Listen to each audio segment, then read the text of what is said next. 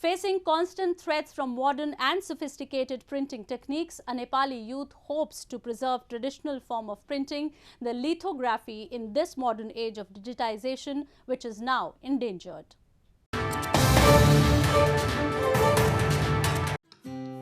Inside a rented flat in Nepal's capital Kathmandu, Kabiraj Lama is working on preserving the traditional form of printing, the lithography, in this modern age of digitization.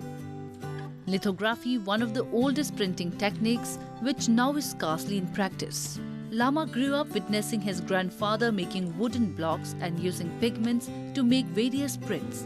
Driven by art, it was the year of 2010 when Lama was in Japan for his studies and a lecture of professor took him to flashback.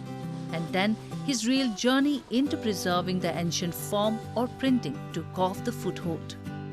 But it was a visit to a museum in Japan where Kabiraj found an eternal interest in wood and stone print techniques, which gradually transformed with technological advancement.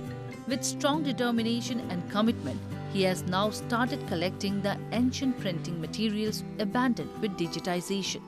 After I came back from Japan, I realized that I should preserve all these blocks. So I went to my village and then I asked my relatives, my grandfather and other people to preserve all these blocks. So they are ready to give me all this block, and now I am archiving all these blocks. Amongst his collection, a wood block passed on from one generation to another, it now dates back to 600 years.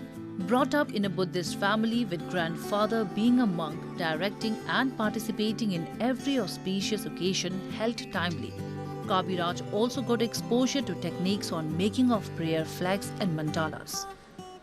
His works are mainly dependent on three techniques: lithography, woodcut and etching. He exercises any of the techniques depending on the suitability of the subject. Facing constant threats from modern and sophisticated printing techniques, Kabiraj Lama stands firm on his determination to preserve the ancient technique.